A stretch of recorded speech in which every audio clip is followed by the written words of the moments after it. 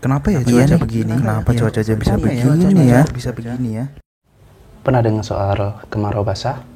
Akhir-akhir ini saya sering melihat di berita di baik itu internet, kemudian di running text, kemudian di teman-teman kalangan perakirawan cuaca juga sering membahas tentang istilah kemarau basah yang akhir-akhir ini muncul di kalangan masyarakat.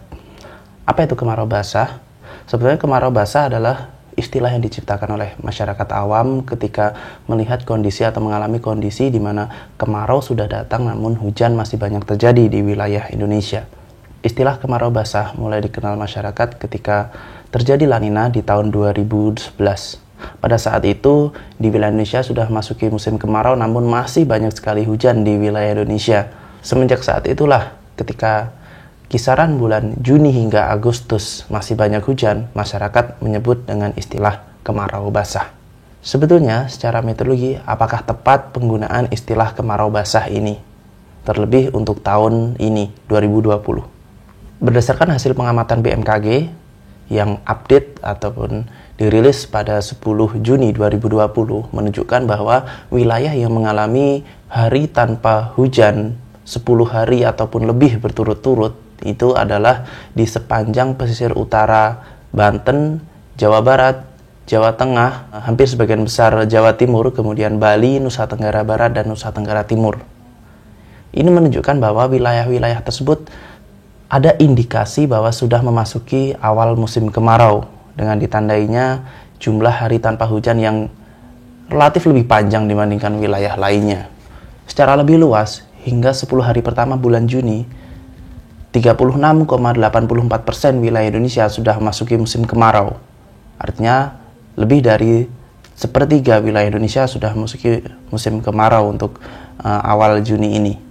Untuk wilayah Jawa, 38%-nya sudah memasuki musim kemarau. Kemudian untuk wilayah Bali, 87% sudah memasuki musim kemarau. Kemudian untuk wilayah Nusa Tenggara Barat 86% dan untuk wilayah Nusa Tenggara Timur, seluruh wilayah Nusa Tenggara Timur sudah memasuki musim kemarau ataupun 100% sudah memasuki musim kemarau. Kemudian dari segi dinamika atmosfer di wilayah Indonesia untuk saat ini dominasi angin itu berasal dari arah tenggara dan timur. Artinya masyarakat awam ini sering menyebutnya angin timuran, sehingga inilah indikasi kuat bahwa wilayah Indonesia memang sudah didominasi oleh kondisi monsun Australia ataupun monsun yang menyebabkan wilayah Indonesia mengalami musim kering ataupun musim kemarau. Lalu bagaimanakah ke depan? Apakah memang benar wilayah Indonesia akan mengalami kemarau basah? Dalam tanda kutip. Berdasarkan hasil analisis BMKG dan Badan Meteorologi Dunia lainnya seperti dari Australia, kemudian Jepang, Amerika menunjukkan bahwa di tahun 2020 ini potensi La Nina cenderung netral. Artinya kondisi atmosfer ataupun anomali akibat adanya La Nina ini tidak cukup signifikan sehingga potensi untuk terjadinya yang disebut kemarau basah ini tidak cukup signifikan kalau dari sisi La Nina. Kemudian potensi kedua adalah pengaruh dari Indian Ocean Dipole atau biasa disebut IOD. IOD ini pengaruhnya cenderung memang di wilayah Indonesia bagian barat dan untuk tahun ini di 2020 IOD diprediksi cenderung juga netral, sehingga potensi penambahan uap air yang menyebabkan banyak terbentuk awan hujan di wilayah Indonesia juga tidak cukup signifikan. Teman-teman di BMKG, khususnya teman-teman dari Kedeputian Klimatologi, telah merilis bahwa memang ada beberapa wilayah yang akan mengalami kondisi kemarau dengan jumlah curah hujan di atas normal. Ini yang lebih tepat saya rasa digunakan untuk menggantikan istilah kemarau basah. Secara angka, sebanyak 12,3% wilayah Indonesia akan mengalami kemarau dengan jumlah curah hujan di atas normal.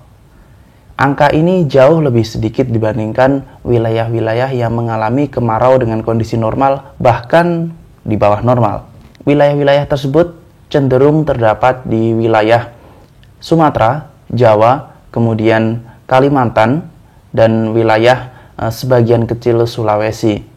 Wilayah-wilayah tersebut yang diperkirakan pada kemarau tahun ini akan memiliki jumlah curah hujan yang lebih banyak dibandingkan kondisi kemarau pada normalnya.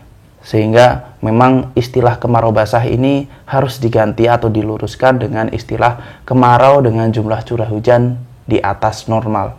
Sehingga teman-teman kalau seandainya ingin bertanya kepada BMKG ataupun kepada perakirawan cuaca, jangan menanyakan apakah tahun ini ada potensi kemarau basah, tapi tanyalah apakah kemarau tahun ini normal atau tidak.